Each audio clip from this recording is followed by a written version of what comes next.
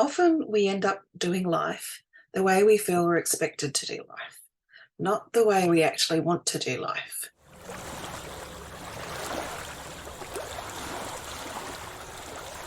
It can end up feeling like you're stuck living in someone else's life. It's not you, not the way you dreamed of living. Something feels wrong and it's not authentic. There is this feeling that we miss out on things if we don't add more to our lives. However, the more we try to do, the more we nip the enjoyment from actually living. If doing nothing feels uncomfortable for you and life is more about rushing and being busy most of the time, you're not alone, but this can be a sign that you're not facing something in yourself. If you stand still long enough, that's when you actually have to face these things. If you stand, there are messages everywhere telling us to be more productive, have it all, and that doing nothing is actually lazy. But that's not true. Those that follow the slow living way of life think of living as enjoying and savouring the simple things in life. This movement was inspired by the Italian way of enjoying and savouring our food and other pleasures in life. This also includes more of living in the moment, in the now, and living a more minimalistic way of life. Problem with rushing all the time. Rushing and being busy all the time is not living a better life. It affects all your other choices, and these choices are often subconscious. You tend to turn to fast foods more often and conveniences, multitask, so you're not actually focusing on what you're doing. Your kids and your partner get the message that time spent just with them, just talking or being out in nature is not important. Doing all those other things is. They get the message it's not okay to relax and look after your mental health. Because kids copy, it's not what we tell them to do, they copy how we behave. And if you're rushing all the time, they don't get to join in with the cooking and cleaning and see it as a natural, enjoyable part of life where you can muck around and throw some soap suds at each other and flick a tea towel, those types of things. Have a laugh. It becomes a rushed, annoyed process where they're told to go away, and you end up yelling at them all the time to hurry up, hurry up. They associate their value and importance then with any achievements that they make, not with just being who they are.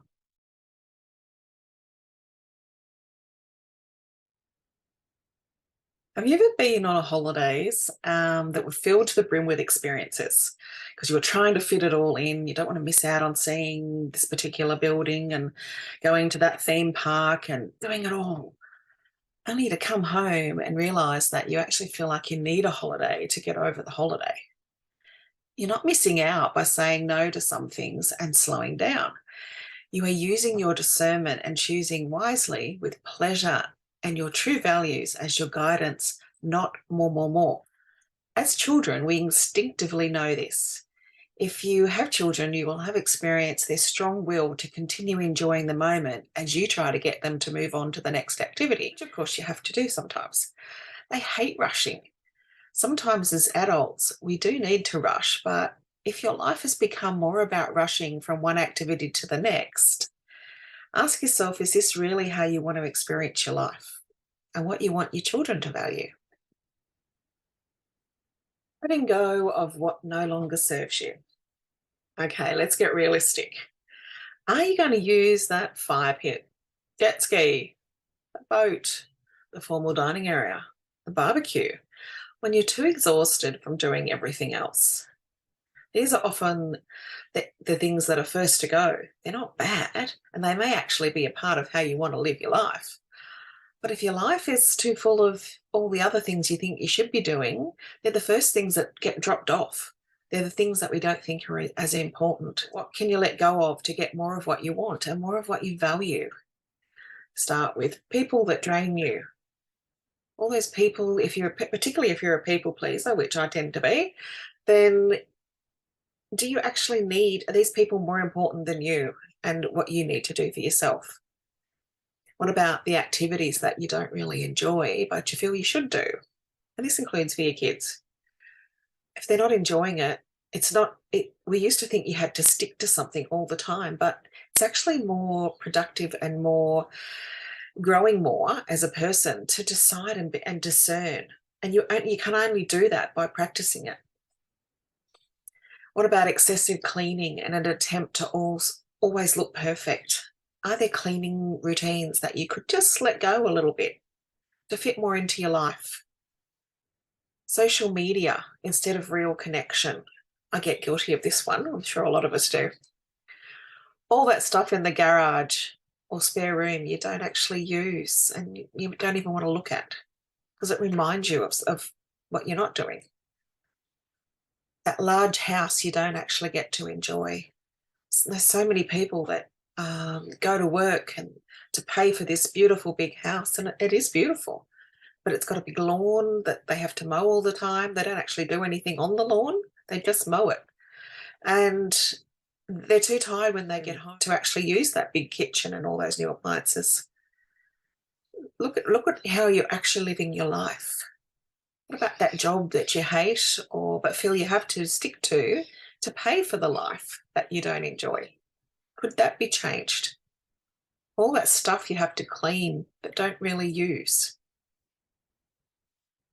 Everyone's different, so what's important to some people is not as important to others, and knowing yourself and figuring that out is a place to start. Taking time out. Start factoring in time out for yourself where you do nothing much at all. And no sneaky multitasking, which is something us women tend to do a lot of.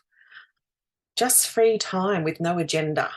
Maybe just daydreaming, lying about, looking out the window. Start small and then just build it up a bit.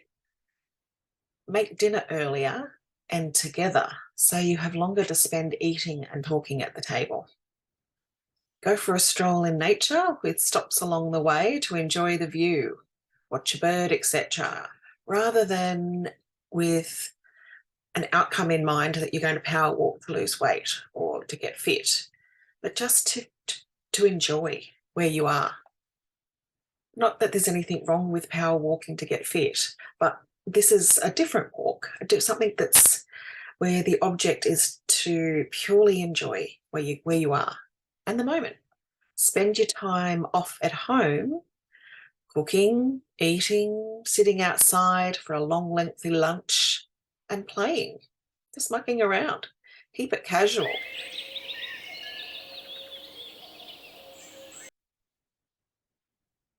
Go to the beach in cooler weather to explore. This is something I really like to do with my grandkids. Sit and talk or just watch the waves. You can do that for several hours on a day off and just really, it can be the best times. If your job is fast-paced and demanding and you enjoy this, then it's even more important to simplify your time off. If you really enjoy this type of work, then it's just a matter of balancing it out. But if you don't like your job, then take that time off that you have from work and instead of filling it with things, actually sit down and figure out what it is you want so you can change your life.